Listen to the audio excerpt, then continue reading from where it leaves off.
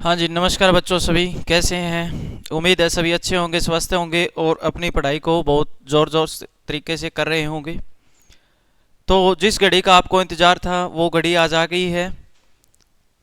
घड़ी क्या है और क्या इंतज़ार था आपका? तो वो बात ऐसे है कि आप जिस बैच का इंतज़ार कर रहे थे, एचएससी ग्रुप डी या हरियाणा सीटी मेंस के लिए, जो साइंस का बैच है हमारा, आज से हम क्लासेस स्टार्ट कर रहे हैं और ये डेली रूटीन में इसी टाइम ये क्लासें रहने वाली है। तो ज़्यादा से ज़्यादा बच्चे इसमें लाइव जुड़ेंगे और अपनी पढ़ाई को कंटिन्यू रखेंगे। साइंस का पोर्शन कंप्लीट आपको बहुत अच्छे और बेहतरीन तरीके से करवाया जाएगा और किसी भी प्रकार का कोई भी बच्चे को डाउट नहीं रहेगा। तो आज हम स्टार्ट करेंगे साइंस में जो टॉपिक हमारा, मैं देख पा रहा हूँ जल्द से जल्द बच्चे लाइव आ जाएं और फिर बैच को स्टार्ट करते हैं और कंटिन्यू रखते हैं आगे की क्लासें। चलो जी, स्टार्ट करते हैं फिर।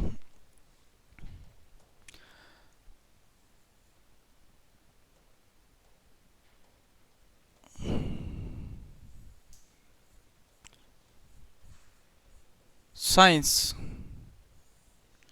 विज्ञान के बारे में आज हम पढ़ने वाले हैं। और विज्ञान के अंदर हमारे कितने पोर्शन रहते हैं बच्चों? विज्ञान के अंदर हमारे 3 पोर्शन रहते हैं। और 3 पोर्शन कौन कौन से होते हैं? वो 3 पोर्शन हमारे हैं इसमें। एक तो होता है बायोलॉजी, एक होता है हमारे पास केमिस्ट्री, एक होता है हमारे पास इसमें फिजिक्स।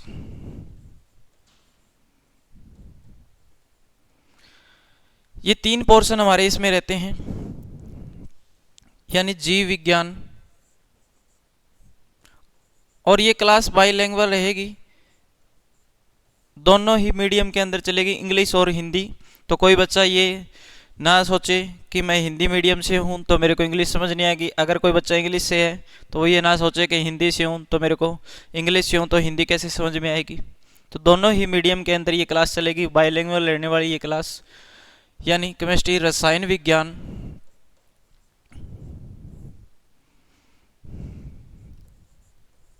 और थर्ड है हमारे पास भौतिक विज्ञान।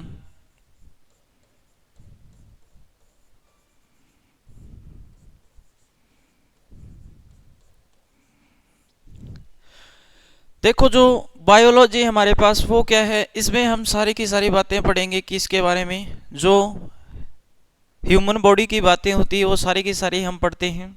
मानव शरीर के बारे में जो बातें होती है वो सारी बायोलॉजी में आती है। जो आप घरों में यूज़ करते हैं, केमिकल्स, रसायन्स, ठीक है, तो वो हम इसमें पढ़ेंगे रसायन विज्ञान के अंदर। और जो भौतिक यानी इलेक्ट्रिसिटी के बारे में, या जो स्पीड के बारे में, या गुरुत्वाकर्षण बल के बारे में, ग्रेविटेशन के बारे में, या काइनेटिक एनर्जी होगी वो, एक्सेट्रा, ये सारी की सारी बातें हम भौतिक विज्ञान में हम पढ़ेंगे। तो साइंस कोई मुश्किल नहीं है। काफ़ी बच्चों को ये लगता है भी साइंस सब्जेक्ट काफ़ी मुश्किल है, तो इस सब्जेक्ट को हम सभी आपके साथ मिलके आसान बनाने वाले हैं और बहुत ही आसान टॉपिक है।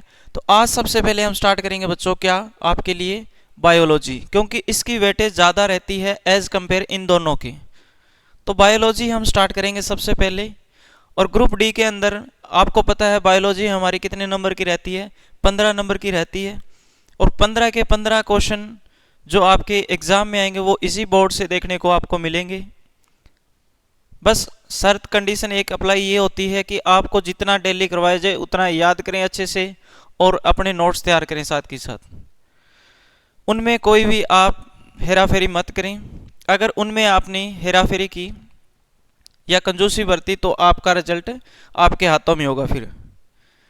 तो हमारी तरफ से यहाँ से कोई भी सिंगल क्वेश्चन आपके लिए नहीं रहने देंगे। भी ऐसा नहीं होगा भी एग्ज़ाम में क्वेश्चन आए और इस बोर्ड से आपको देखने को ना मिला हो। जितने भी क्वेश्चन आएंगे एग्जाम में वो सारे के सारे इस बोर्ड से देखने को मिलेंगे।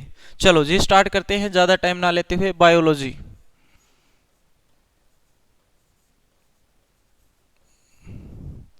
बायोलॉजी यानी देखो, मैं आपको बता देता हूँ यहीं से कि जो चीज़ें हैं हम बहुत बारीकी से अध्ययन करेंगे और एक एक चीज़ को बहुत बेहतरीन तरीके से समझने का प्रयास करेंगे।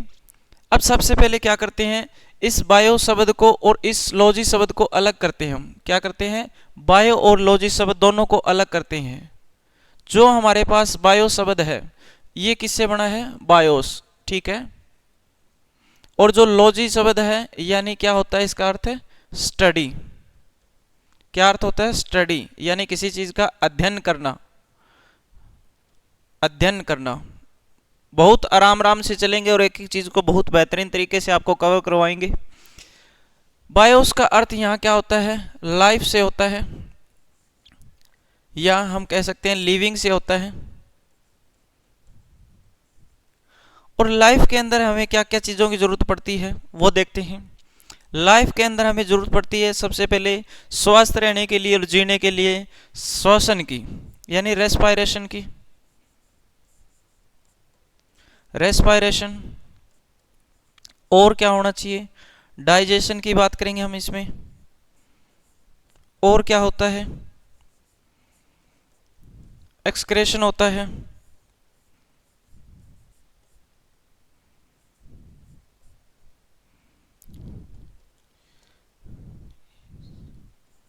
एक्सक्रेशन, उत्सर्जन।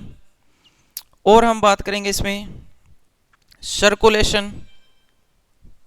हम बात करेंगे सर्कुलेशन की।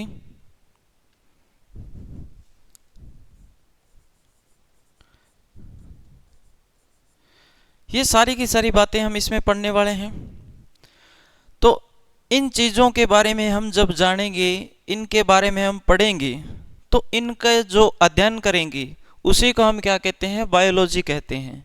यानी क्या है, बायोस हमारे पास जो शब्द है ये किस भाषा का शब्द है, ये हमारे पास किस भाषा का शब्द है भाई, ये हमारे पास किस भाषा का शब्द है, बताएं सभी। ये हमारे पास ग्रीक भाषा का शब्द है। किस भाषा का शब्द है,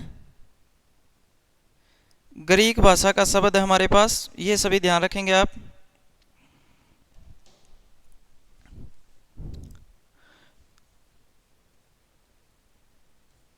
ग्रीक लैंग्वेज से ये लिया गया है।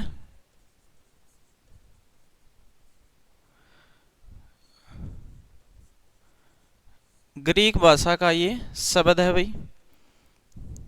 और जो हमारे बारे में सबसे पहले हम बताते हैं, जो हमारे पास ये बायो शब्द है इसकी खोज किसने की थी, दो महान वैज्ञानिक आए थे उस टाइम। सबसे पहले की बात है जो इनकी खोज की थी, डिस्कवरी, जो इसकी खोज किसने की थी, वो दो महान वैज्ञानिक थे। 1802 की बात है। 1800 कब की बात है, 2 की बात है। और दो वैज्ञानिक आए थे, ले मार्क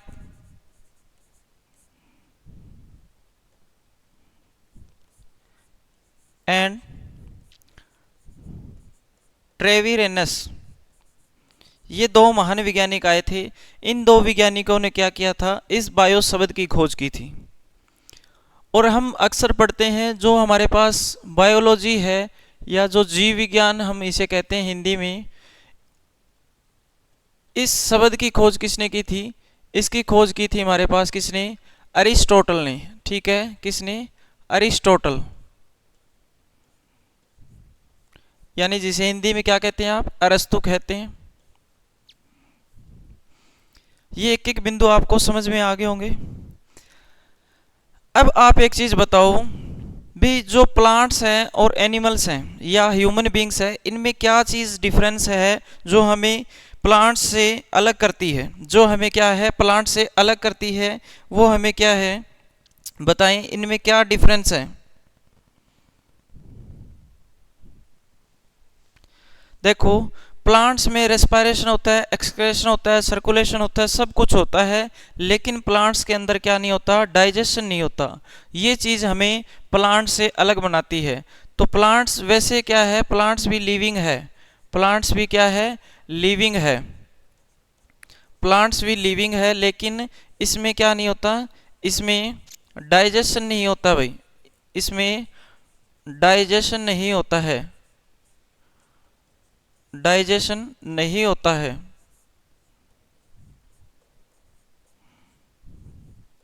ये चीज़ प्लांट्स को ह्यूमन बीइंग से अलग करती है। अब हम देखते हैं जो हमारी बायोलॉजी है, जो हमने देखा है अभी बायोलॉजी, ये भी आगे पार्ट्स में डिवाइड होती है। बायोलॉजी भी आगे कितने पार्ट्स में, 3 पार्ट्स में डिवाइड होती है अभी। और 3 पार्ट्स यहाँ कौन कौन से हैं, कुछ बच्चों को तो पता होंगे और कुछ को नहीं पता, और जिनको नहीं पता उनको आज हम बता देंगे भी। तो सबसे पहले हम इसे, जो इसका फर्स्ट पार्ट है जूलॉजी, सेकंड पार्ट है इसका हमारे पास बॉटनी, और थर्ड पार्ट हमारे पास इसका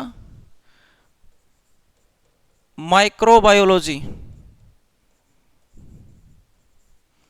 इस प्रकार से हमने इन 3 पार्ट्स के अंदर इसे डिवाइड किया है।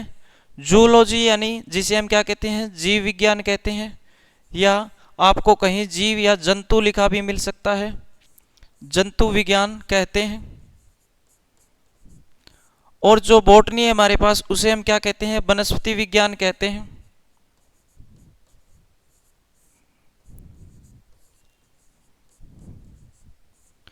और माइक्रोबायोलॉजी, इसे हम कहते हैं सूक्ष्म जीव,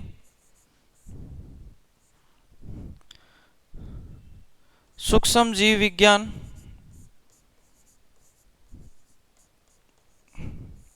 अब हम इनके बारे में जानेंगे वन बाय वन। तो सबसे पहले इसके बारे में जानते हैं भाई, इसकी खोज किसने की थी, डिस्कवरी, डिस्कवरी, या हम कह सकते हैं फादर। जो इसके पितामह है वो कौन है भाई, वो है अरिस्टोटल, अरस्तु।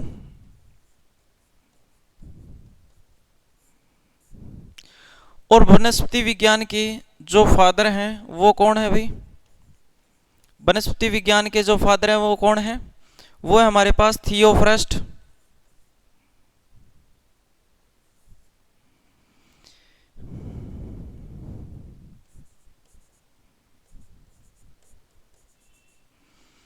और जो हमारे पास माइक्रोबायोलॉजी है, इनके जो हमारे पास फादर है वो कौन है भाई, ल्यूवेनहोक। कौन है, ल्यूवेनहोक। इनके जो फादर हैं, पितामह हैं, वो कौन है, ल्यूवेनहोक।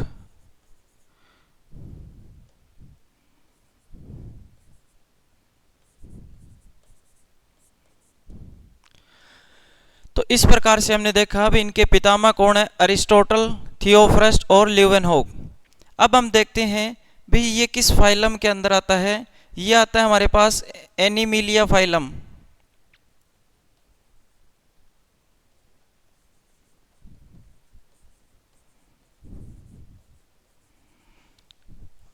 और ये आता है प्लांटिनम फाइलम।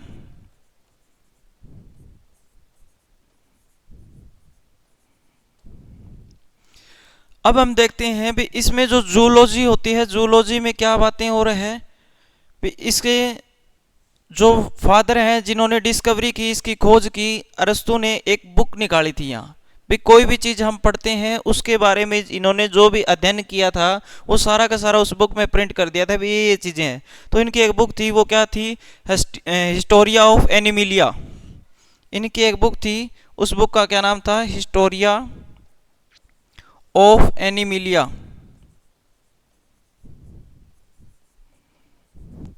और इनकी एक बुक थी, उसका क्या नाम था, हिस्टोरिया ऑफ प्लांटिनम।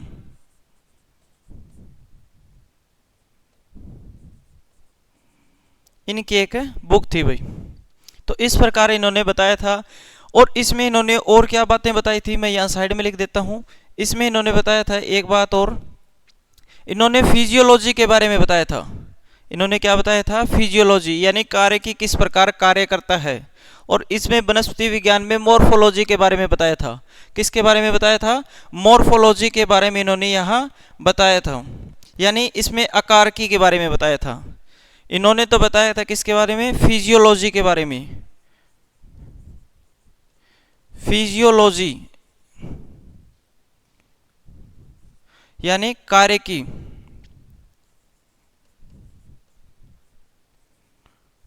और इन्होंने बताया था किसके बारे में, मॉर्फोलॉजी।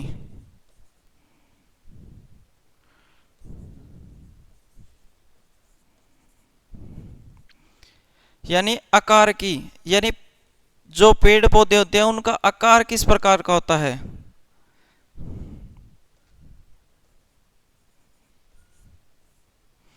ये आपको ध्यान में रखना है।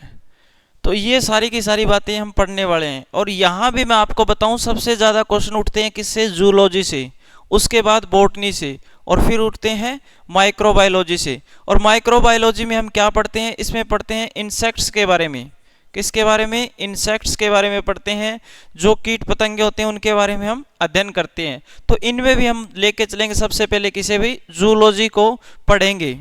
जूलॉजी के अंदर क्या क्या टॉपिक हमारे रहने वाले हैं, जैसे ह्यूमन न्यूट्रिशन हो गया, डाइजेशन हो गया, और इसके बाद हमारा ह्यूमन ब्रेन हो गया, ब्लड सर्कुलेशन हो गया, हार्मोन्स के बारे में पढ़ेंगे हम, ह्यूमन आई के बारे में पढ़ेंगे, और बहुत से टॉपिक है इसके अंदर जो सारे के सारे हम कवर करेंगे। किसके अंदर, जूलॉजी के अंदर। और बॉटनी के अंदर हम वनस्पति विज्ञान के बारे में पढ़ेंगे, जंतु विज्ञान के बारे में पढ़ेंगे, और माइक्रोबायोलॉजी में हम किसके बारे में पढ़ेंगे, इंसेक्ट्स के बारे में पढ़ेंगे। तो चलो सबसे पहले आज हम स्टार्ट करते हैं जूलॉजी। एक एक चीज़ को स्टेप टू स्टेप हम क्लियर करते चलेंगे और बहुत ही आराम से आपको सारी चीज़ें अच्छे से क्लियर करवाएंगे भाई, ठीक है। तो सबसे पहले हम देखते हैं यहाँ जूलॉजी के बारे में स्टार्ट करते हैं।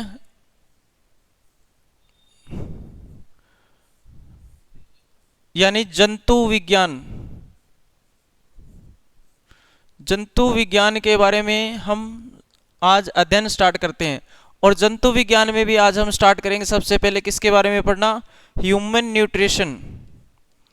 ह्यूमन न्यूट्रिशन,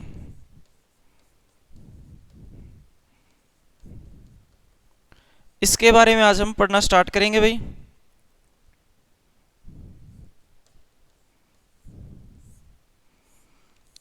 मनुष्य पोषण, मनुष्य पोषण,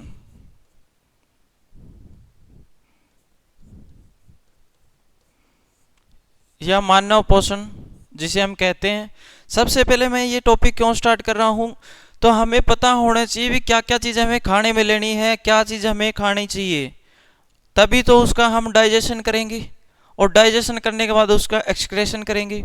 अगर हम डायरेक्ट ही खाना खा ले और हमें ये पता ही ना हो क्या चीज़ खानी और क्या चीज़ हमें नहीं खानी, तो इन चीज़ों को भी ध्यान में रखते हुए सबसे पहले मैं ये ह्यूमन न्यूट्रिशन टॉपिक आपको करवा रहा हूँ स्टार्ट, भी क्या क्या चीज़ हमें खाने में लेनी चाहिए।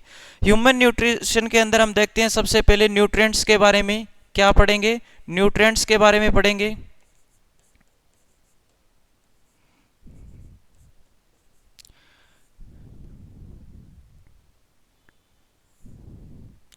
यानी पोषक तत्व जो होते हैं हमारे, उनके बारे में पढ़ेंगे।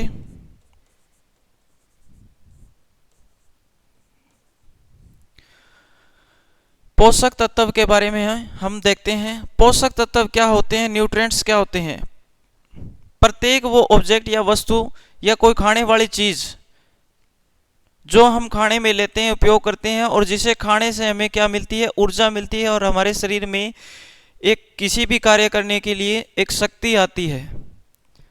जैसे मैं आपको अभी पढ़ा रहा हूं, तो मैं अभी जैसे मैंने चाय पी है तो क्या है, वो एक पेय पदार्थ है, और वो मैंने यूज़ किया खाने में, उससे मेरे को क्या एनर्जी मिलती है।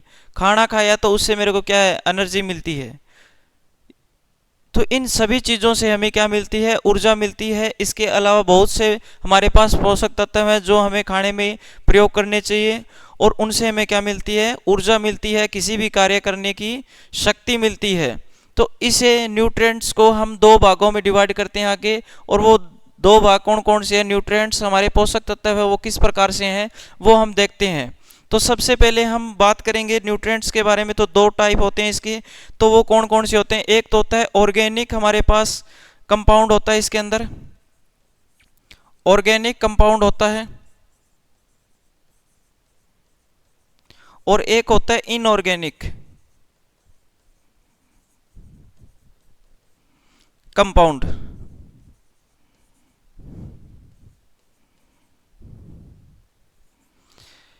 यानी कार्बनिक यौगिक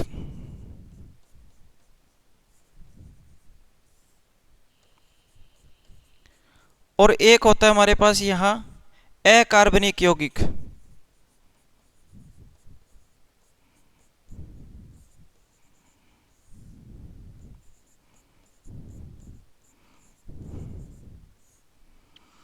ये दो पार्ट्स के अंदर हमने डिवाइड किया है इसे, कार्बनिक और अकार्बनिक यौगिक। अब हम देखते हैं इसमें हमारे पास कार्बनिक कौन से होते हैं और अकार्बनिक कौन से होते हैं। तो यहां लिखते हैं ऑर्गेनिक कंपाउंड,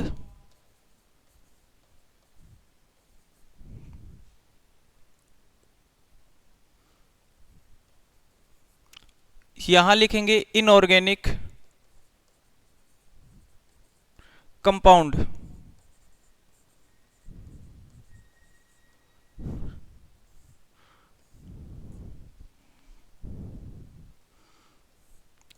तो ऑर्गेनिक के अंदर हमारे पास कौन कौन से आते हैं? सबसे पहले हमारे पास आता है इसमें कार्बोहाइड्रेट,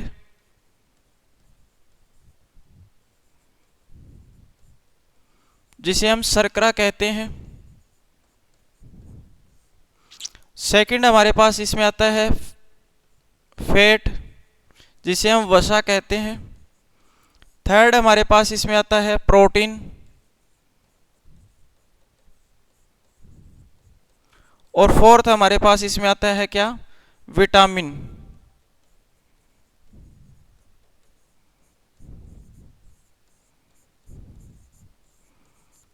और इनऑर्गेनिक में हमारे पास क्या क्या आता है? इसमें आता है वाटर और मिनरल्स, यानी खनिज तत्व।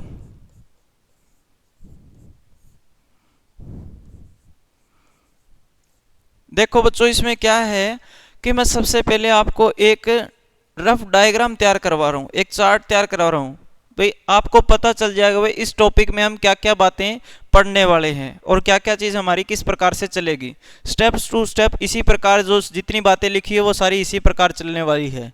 ठीक है, तो आपको ये दिक्कत नहीं होगी भी इस टॉपिक में क्या क्या चीज़ें आने वाली है और क्या हम पढ़ने वाले हैं। तो आपको पहले ही पता होगा भाई ये इनके बारे में हम अच्छे से अध्ययन करने वाले हैं।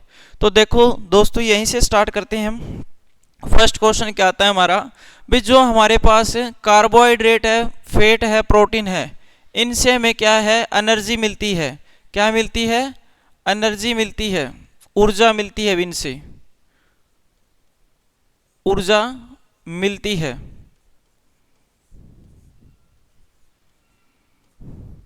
और जो हमारे पास विटामिन है, मैं यहां लिख देता हूं स्टार में, विटामिन,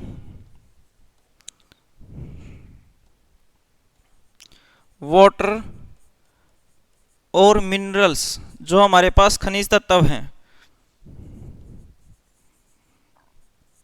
इन तीनों से हमें एनर्जी नहीं मिलती, एनर्जी नहीं मिलती है।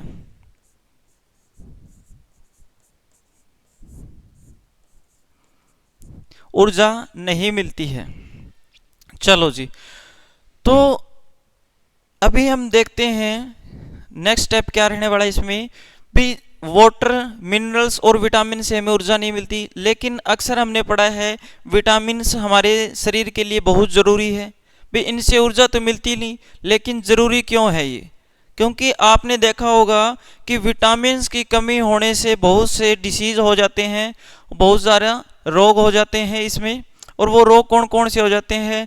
जैसे नाइट ब्लाइंडनेस हो गया, या क्या हो जाता है? रिकेट्स हो जाता है विटामिन डी की कमी से, या विटामिन B5 की कमी से, या B7 की कमी से क्या हो जाता है? हेयर फॉल, हेयर लॉस होने लग जाते हैं, या वाइट हेयर हो जाते हैं। इसी प्रकार बहुत से रोग विटामिन की कमी से हमारे शरीर में उत्पन्न हो जाते हैं। तो इन रोगों से निपटने के लिए हमारे शरीर में क्या होता है? एक विटामिन होता है। तो सबसे पहले आज हम स्टार्ट करते हैं विटामिन्स। देखो, बहुत ही बेहतरीन तरीके से एक एक चीज़ को बहुत बारीकी से हम करने वाले हैं यहाँ, और एक अच्छा डीप अध्ययन करेंगे। तो सबसे पहले हम यहाँ लेके चलते हैं बच्चों क्या? विटामिन्स। अब देखो, इस विटामिन की परिभाषा इसी के अंदर से हमें देखने को मिलेगी, वो किस प्रकार से निकल के आती है। एक एक बात देखो, आज आपको पता चल जाएगा भी साइंस किस प्रकार से पढ़ाई जाती है और किस प्रकार से पढ़ी जाती है। यहाँ इसमें एक एक चीज़ मैं आपको, ये जो मैं शब्द लिख रहा हूँ, इसी शब्द के अंदर से ये अपना रिप्लाई दे रहा होगा भी विटामिन की परिभाषा क्या है। इसकी सबसे पहले परिभाषा की बात करेंगे तो मैं आपको बता देता हूँ यहाँ क्या होता है। जो हमारे पास वीटा है, वीटा, ये शब्द की से क्या बनता है, विटल बनता है, यानी जैविक। क्या बनता है, जैविक। और जो हमारे पास ये पीछे इतना शब्द बच गया, मिन, ठीक है, अमाइन, NH ग्रुप होता है। ये क्या होता है, NH ग्रुप होता है हमारे पास। इसमें क्या होता है, प्रोटीन्स होता है। क्या होता है, प्रोटीन होता है। और विटल हमारे पास जैविक। आपने देखा होगा दोस्तों कि हमारे शरीर में कुछ जैविक क्रियाएं होती है। कैसे, एग्जाम्पल के माध्यम से समझाता हूँ, आपको अच्छे से समझ में आ जाएगा। जैसे क्या होता है दोस्तों, कई बार हम भोजन ग्रहण करते हैं और भोजन ग्रहण करने के बाद क्या होता है, कोई भी चीज़ नॉर्मल फॉर्म में खाएंगे तो अच्छा रहता है शरीर के लिए, लेकिन एक ज़्यादा मात्रा में खा लें या किसी चीज़ की अति कर दें हम, तो वो चीज़ वहाँ क्या करती है, हमें नुकसान करती है। और नुकसान किस प्रकार से, जैसे हमारे शरीर में एसिडिटी बढ़ जाती है, तो क्या होता है, वहाँ एसिडिटी में HCl की मात्रा बढ़ जाती है। यानी वो क्या होती है, हमारे शरीर में एक केमिकल रिएक्शन होती है। और बायोलॉजिकल जो रिएक्शन होती है, जैविक क्रियाएं किस प्रकार से होती है, जैसे हमारे शरीर में इन सभी को क्या करता है, बैलेंस कौन करता है, विटामिन करता है। तो हमारे शरीर में कुछ बायोलॉजिकल रिएक्शन होती है और कुछ हमारे शरीर में क्या होती है, जो केमिकल्स रिएक्शन होती है। इन सभी को बैलेंस करने का कार्य कौन करता है, हमारे विटामिन्स करता है। तो आपको पता चल गया होगा, जो जैविक क्रियाएं होती है, ठीक है, और कुछ हमारे शरीर में क्या होती है, बायोलॉजिकल रिएक्शन और कुछ केमिकल रिएक्शन होती है। जैविक क्रिया इन द सेंस क्या होता है, यानी वहाँ हमारे शरीर में विटामिन्स की कमी आ जाती है और विटामिन्स की कमी आने से हमारे शरीर में डिसीज उत्पन्न होने लग जाती है। तो अभी आपको अच्छे से समझ में आ गई होगी। तो विटामिन हमारे शरीर में क्या कार्य करता है, विटामिन हमारे शरीर में एक ही कार्य करता है, ये कुछ बायोलॉजिकल रिएक्शन होती है, बायोलॉजिकल एंड केमिकल्स रिएक्शन,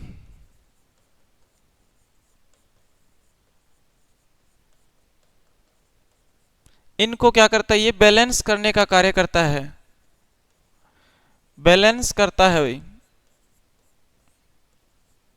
यानी संतुलित करता है। अब हम देखते हैं भी विटामिन्स की खोज के बारे में बातें क्या क्या कही गई है। विटामिन्स की खोज के बारे में क्या क्या बातें कही गई है, वो बातें देखते हैं हम। सबसे पहले हम देखते हैं विटामिन्स की खोज, यानी इसकी डिस्कवरी किसने की थी। अभी कुछ बच्चे यहाँ रिप्लाई दे रहे होंगे हॉपकिंस, ठीक है, और कुछ अलग अलग से दे रहे होंगे, सभी अपना अपना एग्जाम आंसर दे रहे होंगे। मैं देख पा रहा हूं यहाँ सभी बच्चे अलग अलग आंसर दे रहे हैं। यहाँ बताएं भी, बताएं जल्द जल्द सभी बच्चे बताएं। तो मैं आपको बताता हूं यहाँ, जैसा कि सबसे पहले इसकी खोज किसने की थी, ल्यूनिन नाम का एक व्यक्ति आया था। ल्यूनिन नाम का एक व्यक्ति आया था, कब आया था, 1881 में उसने इसकी खोज की थी। और अब हम बात करते हैं इसके नामकरण की। इसका जो नेम, जो क्या था, विटामिन नेम दिया था, वो किसने दिया था, वो दिया था यहाँ किसने भाई, फंक ने। किसने, फंक ने। और कब दिया था, 1911 के अंदर। और अब हम बात करते हैं इसकी थ्योरी की, इसका सिद्धांत किसने दिया था, तो वो दिया था हॉपकिंस ने, हॉपकिंस ने। और वो दिया था 1912 के अंदर। देखो दोस्तों, मैं आपको बताता हूँ, जो इसका रियल चार्ट है वो तो यही है, लेकिन हमारे हरियाणा के एग्जाम के अंदर जो क्वेश्चन आता है, वे विटामिन की खोज किसने की थी, वहाँ ऑप्शन होता है हॉपकिंस। क्या होता है, हॉपकिंस ऑप्शन होता है। लेकिन मैं आपको बता देता हूँ यहाँ कि ये बातें क्यों बताई है मैंने सारी की सारी, क्योंकि अलग अलग एग्जाम में अलग अलग पूछा गया है। कहीं में डिस्कवरी ल्यूलिन ने मानी है, कहीं में इसका नामकरण फंक ने माना है, और कहीं इसकी थ्योरी हॉपकिंस के द्वारा। रियल चार्ट तो इसका यही है, सीक्वेंस की बात करें। लेकिन हरियाणा के क्वेश्चन जब भी आते हैं तो विटामिन की खोज की बात होती है तो हॉपकिंस ही आता है। अभी आप इन सभी बातों को ध्यान में रखेंगे, ठीक है। चलो जी, अब हम देखते हैं हमारे पास भाई इसके टाइप कितने होते हैं। विटामिन के टाइप की बात करेंगे हम। अब हम बात करेंगे यहाँ टाइप्स ऑफ विटामिन्स, ठीक है। विटामिन कितने प्रकार के होते हैं, बताएं भी, विटामिन कितने प्रकार के होते हैं। टाइप्स ऑफ विटामिन्स, विटामिन कितने प्रकार के होते हैं। विटामिन हमारे पास होते हैं दो प्रकार के, और कौन कौन से होते हैं वो देखते हैं। एक होता है हमारे पास वाटर सोल्यूबल और एक होता है हमारे पास फैट सोल्यूबल। यानी पानी में घुलनशील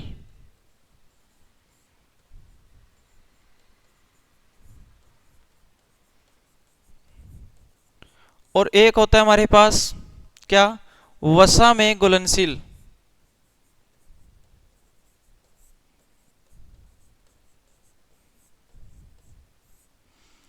तो पानी में घुलनशील कौन कौन से विटामिन होते हैं हमारे पास, वो होते हैं विटामिन बी और सी। और जो हमारे पास फैट वसा में घुलनशील होते हैं वो कौन कौन से विटामिन होते हैं, वो होते हैं हमारे पास विटामिन ए, के, डी, ई। और एक बच्चों इसमें क्या होता है, एक्सेप्शन होता है। क्या होता है, एक्सेप्शन होता है, केस अपवाद केस होता है हमारे पास, यहां अपवाद होता है। और वो देखते हैं अपवाद में क्या होता है, विटामिन B12 होता है। क्या होता है, विटामिन B12। ये चीज आपको ध्यान रखनी है, सारी की सारी बातें। और जो हमारे पास विटामिन ये हैं, ये सारे कहाँ स्टोर होते हैं भाई, ये कहाँ स्टोर होते हैं, ये स्टोर होते हैं लीवर के अंदर भाई। कहाँ, लीवर के अंदर, यकृत के अंदर ये सारे के सारे स्टोर होते हैं। और जो ये है हमारे पास, ये जो हमारे पास हैं जो पानी में घुलनशील हैं, ये कहाँ स्टोर होते हैं, ये ह्यूमन बॉडी में कहीं भी स्टोर नहीं होते, ये यूरिन की फॉर्म में, ये क्या होते हैं, यूरिन फॉर्म में आउट हो जाते हैं भाई। कहाँ से, बॉडी से, आउट फ्रॉम बॉडी। ये बातें आपको ध्यान में रखनी है सभी की सभी। तो दोस्तों आज के लिए इतना ही रखेंगे। उम्मीद है जितनी बातें आपको बताई है बहुत अच्छे से और ध्यान से समझ में आ गई होगी। तो आप इनके अच्छे से नोट्स बनाएं और हमारी क्लास इसी प्रकार कंटिन्यू इसी समय आते रहेगी। और सभी बच्चे यहाँ लाइव आएंगे भाई ज़्यादा से ज़्यादा संख्या में। और इस वीडियो को ज़्यादा से ज़्यादा शेयर करें, ठीक है। क्या है कि हम आपको कुछ फ्री में दे रहे हैं, तो हम आपसे बस एक यही मांगते हैं कि आप वीडियो को ज़्यादा से ज़्यादा शेयर करें, ताकि आप जैसे भाई बहन और कहीं पढ़ रहे हैं तो उन तक भी ये अच्छा कंटेंट पहुंच पाएँ। और गुरु दक्षिणा में हम आपसे बस एक ही चीज़ मांगते हैं कि आप इस वीडियो को लाइक ज़रूर करें। धन्यवाद। तो आपका दिन शुभ रहे, अच्छा रहे। मिलते हैं आपसे कल नेक्स्ट क्लास में।